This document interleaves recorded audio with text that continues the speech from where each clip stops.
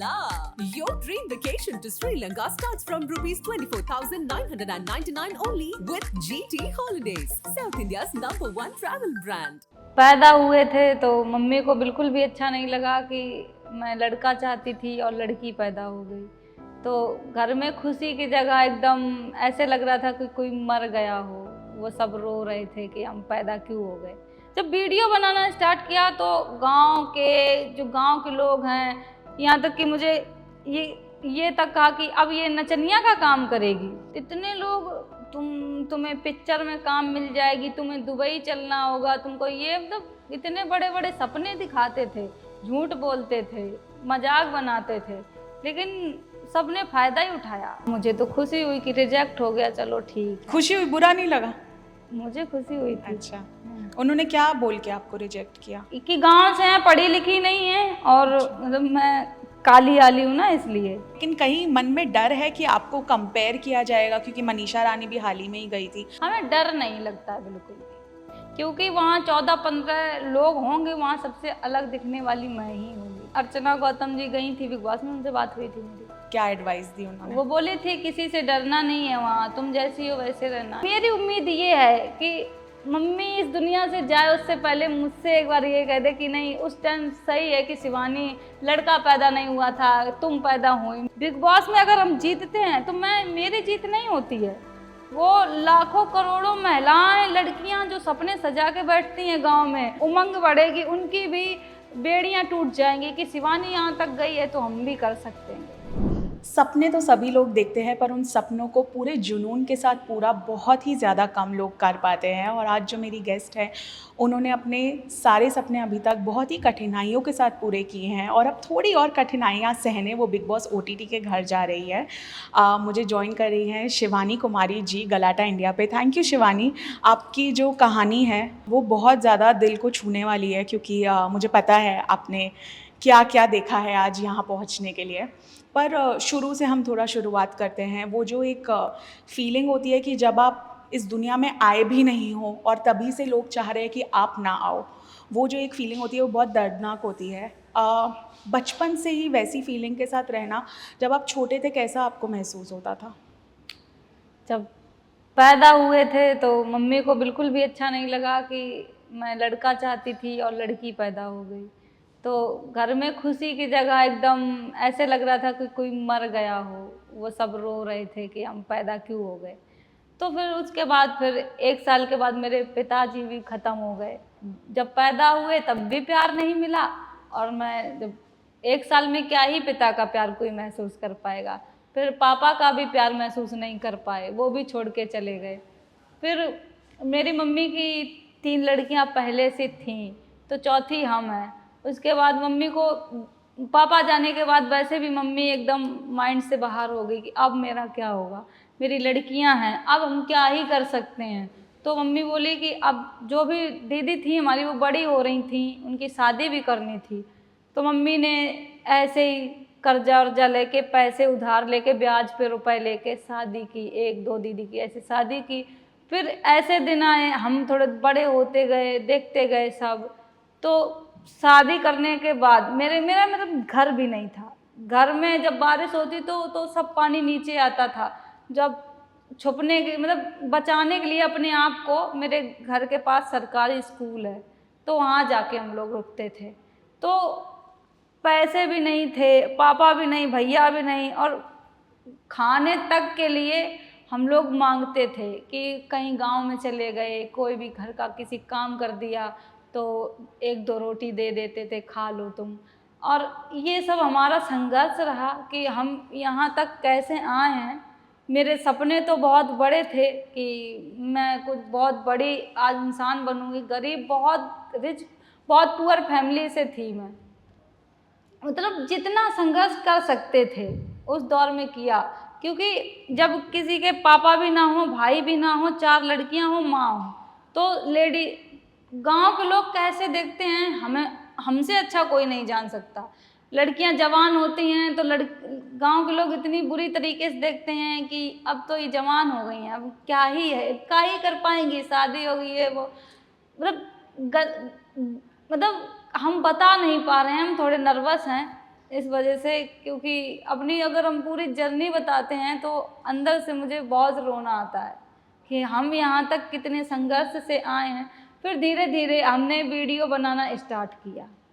Mummy ये कहती थी, हमें पढ़ाई लिखाई पे इतना ध्यान नहीं दिया गया कि तुम पढ़ाई लिखाई करो, हमारा शौक था कि हम पढ़ लिख के कुछ अच्छे इंसान बनेंगे।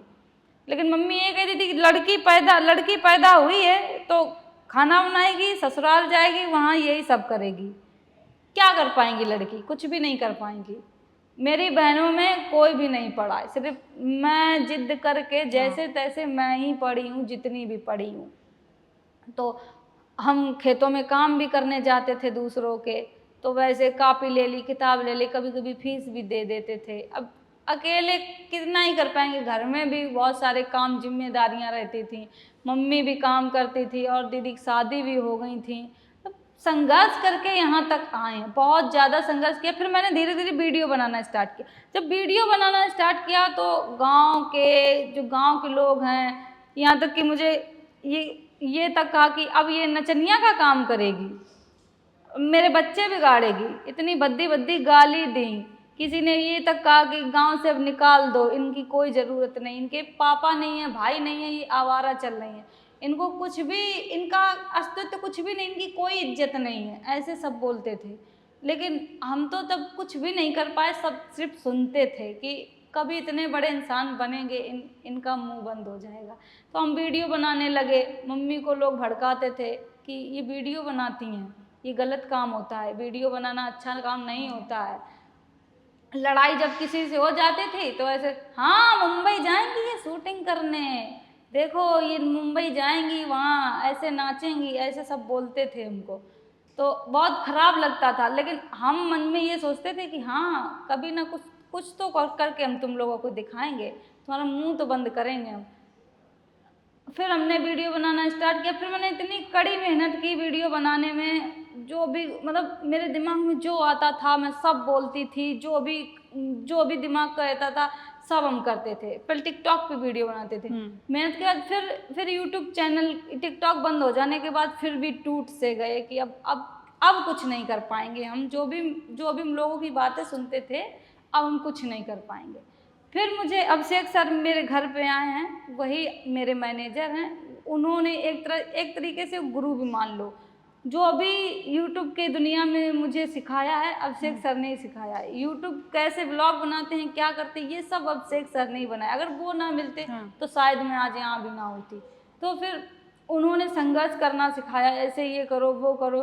फिर धीरे धीरे मेरे घर में पैसे भी आने लगे, मेरी आर्थिक स्थिति थोड़ी संभलने लगी। ऐसे करके करते आज जो गांव के लोग हैं, मेरे यहाँ तक कि जो मेरे परिवार के लोग थे, उन्होंने मेरी मम्मी के ऊपर मुकदमा लगा दिया था पापा ख़त्म हो जाने के बाद। ये कहा था कि अब इनको खेती थोड़ी ना मिलेगी, इनकी लड़कियां हैं, हमको खेती मिलेगी। तो मम्मी ने वो भी लड़ी, और आज वही लोग जिन्होंने मुकदमा लगाया था पोस्टर छपवाते हैं, हमारे फोटो लगाते हैं। तो ये मेरे लिए बहुत बड़ी बात है कि जो मैंने सपने में भी नहीं देखा था वो हो रहा। आज मैं खुद कह सकती हूँ कि मैं किसी लड़के से कम नहीं हूँ, लेकिन फिर भी मुझे कहीं ना कहीं ये महसूस होता है कि मेरी मम्मी को एक लड़का चाहिए। अभी भी ऐसा लगता है मम्मी को? बुरा लगता है कि आज इतना कुछ पाने के बाद भी मम्मी को ऐसा फीलिंग होता है? मेरी मम्मी की तबीयत भी ठीक नहीं रहती है, यहाँ तक कि एक अच्छा, अपने आप को अच्छा कहूँ, अगर मैंने ही उनको बचा रखा है, दवा के सहारे चलती हैं। उनके फेफड़े 50% बचे हैं, डॉक्टर ने मना कर दिया था। सबसे कानपुर के जो बड़े डॉक्टर हैं उनको मैं दिखाती हूँ। तो बस मेरी उम्मीद ये है कि मम्मी इस दुनिया से जाए उससे पहले मुझसे एक बार ये कह दे कि नहीं, उस टाइम सही है कि शिवानी लड़का पैदा नहीं हुआ था, तुम पैदा हुई, मेरा नाम किसी लड़के से कम नहीं है, मेरी लड़की ने किसी लड़के से नाम नहीं कम किया। तो ये बस आज मैं बिग बॉस में जा रही हूँ, यही सब सपने लेके जा रही हूँ कि मेरी मम्मी को ये ना लगे कि लड़का पैदा होता तो और नाम करता। ये सब मतलब अंदर से ये सब सोचते हैं तो मुझे तोड़ के सब चीज़ें रख देती हैं। पर बहुत कम उम्र में आपने अपने पिताजी को खो दिया, क्या हुआ था उन्हें, और तब उस सदमे से आप बाहर कैसे निकली?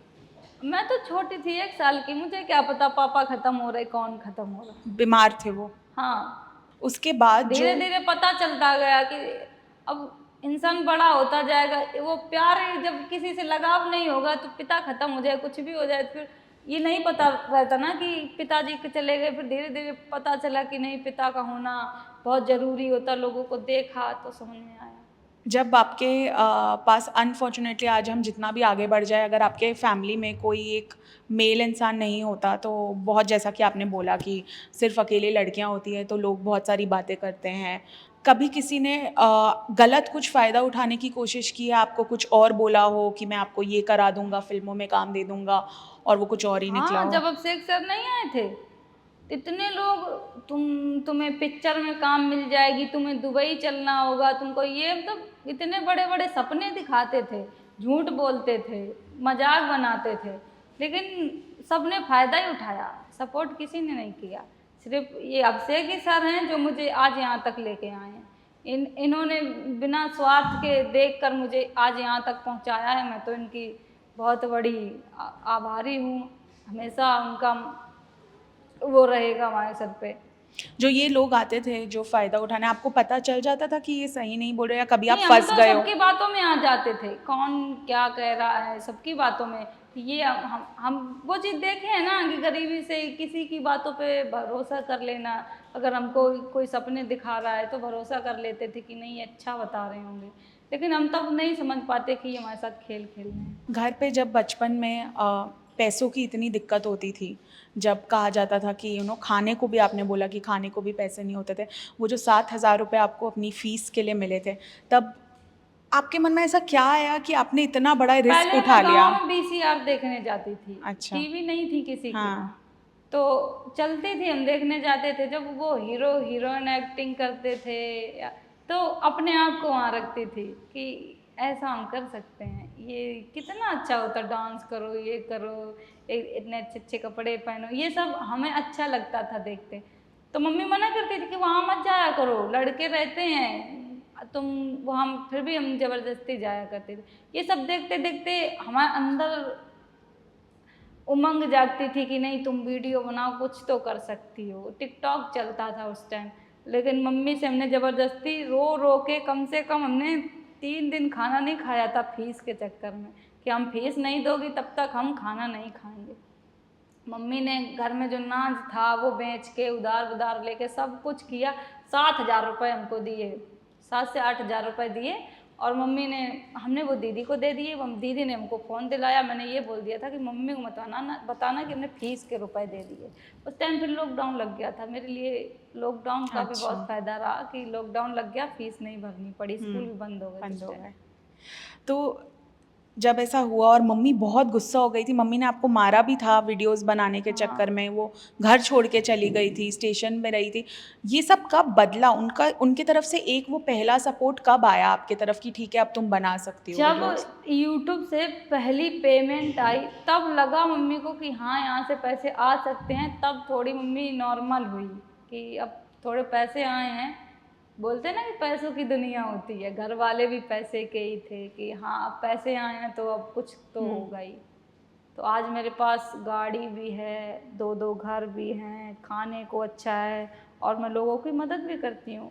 यहाँ तक कि मैंने शादी भी कराई हैं लड़कियों की। सब पूरा, जो भी आर्थिक स्थिति से कमज़ोर होता है मैं उसकी भी मदद करती हूँ। मेरे गांव मोहल्ले में जितने लोग हैं सबको जो भी ज़रूरतमंद चीज़ होती है सबको देती हूँ।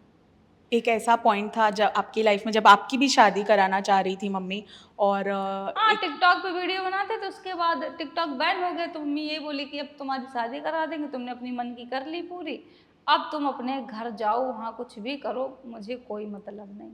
तो मैं वहाँ चुप थी कि अब हमने तो अपने मन की पूरी कर ही ली है, अब हम क्या ही कह सकते हैं।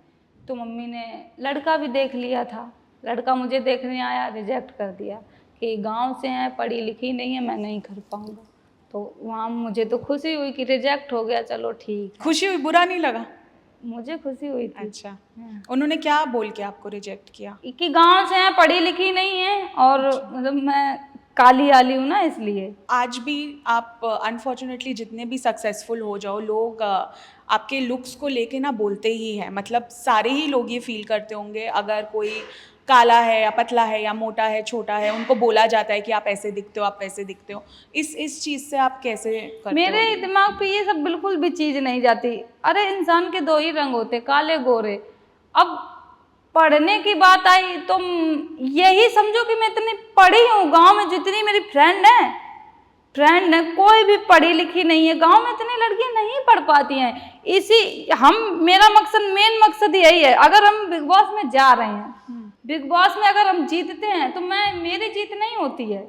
वो लाखों करोड़ों महिलाएं, लड़कियां जो सपने सजा के बैठती हैं गांव में, उनको फ़ोन नहीं दिया जाता, ना पढ़ाया जाता है, ना बाहर भेजा जाता है पढ़ने लिखने, ना ही कुछ एक्टिंग, ना कुछ भी नहीं करने दिया जाता। गांव से हमने ये सब देखा है।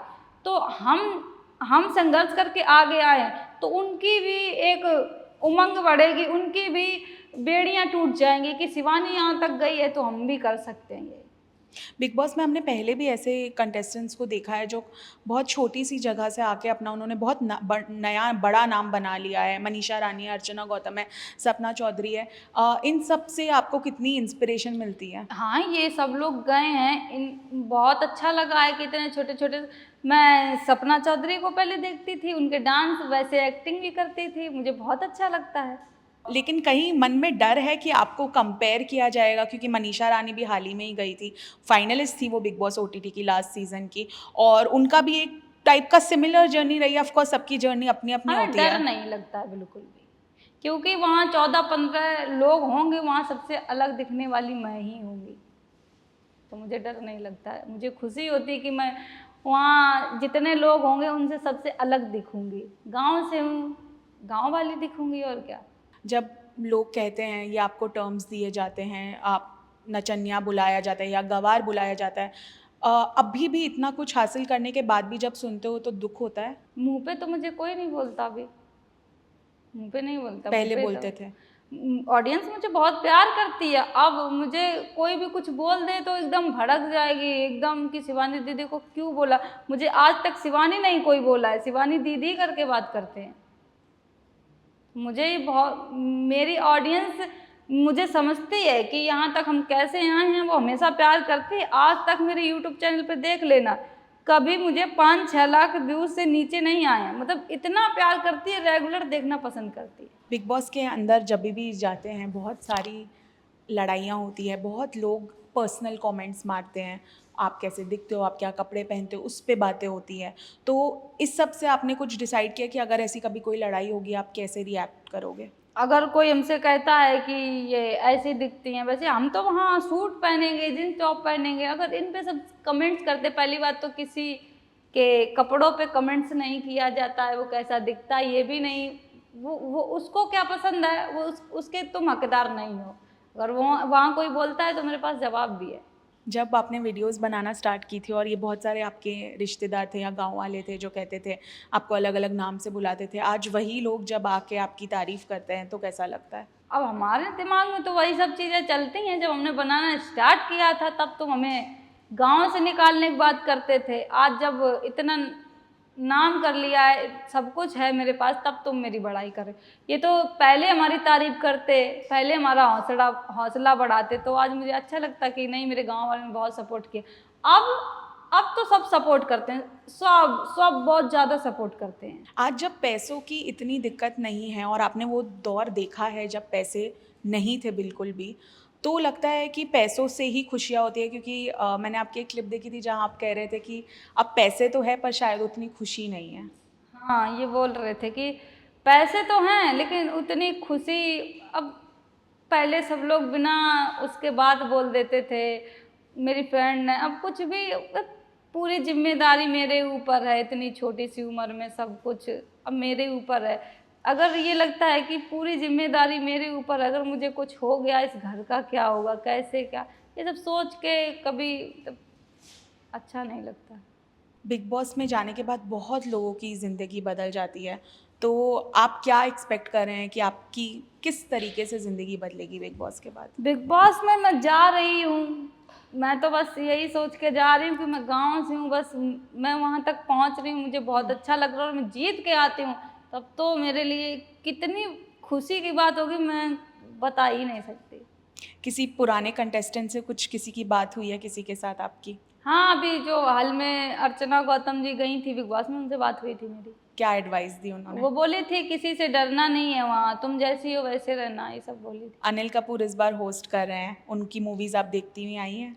हाँ, देखे हैं, बेटा मूवी देखे हैं, त्रिमूर्ति मूवी देखे हैं, और एक तरफ है घरवाली, एक तरफ बाहर वाली बीवी, ये वाली सब पिक्चर हम देखे हैं, बहुत अच्छा लगता है। और भी बहुत सारे देखे हैं, नाम नहीं पता।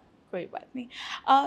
शिवानी, आज भी जो लोग वीडियोस बनाते हैं जिनको कंटेंट क्रिएटर्स या यूट्यूबर्स कहा जाता है, कहीं ना कहीं उनको एक अलग नज़र से देखा जाता है कि ये शायद बिना मेहनत किए पैसे कमाते हैं। आज भी ये एक लोगों के माइंडसेट में है कि ये डिज़र्व नहीं करते हैं यहाँ पहुँचना। जब आपको ये सुनने में आता है कैसा लगता है, क्योंकि आप जो हो आज उसी चीज़ के वजह से हो? हमें कोई ये कह दे कि बिना मेहनत के यहाँ से पैसे कमा रही हैं, अब हमको पता है ना कि हम 8-10 घंटे कैमरे चला के 15 मिनट का वीडियो निकाल रहे हैं, व्लॉग निकाल रहे हैं, एडिटिंग करने में सर इतना दर्द होता है, यहाँ तक कि मैं बीमार भी पड़ जाती हूँ, इतनी मेहनत करनी पड़ती है। बिना मेहनत के तो नहीं मिलता है कुछ भी, जब मेहनत करोगे, संघर्ष करोगे, तभी कुछ मिलेगा। मैंने तो इतना संघर्ष किया, अगर अभी भी कोई कहता है कि बिना मेहनत के आई हैं, तो मैं उसको क्या जवाब दे पाऊँगी? जब तुम हमसे ही नहीं सीख पाए हो, तो अपनी ज़िंदगी में तुम कुछ भी कर ही नहीं पाओगे जब हमें ऐसे बोल रहे हो।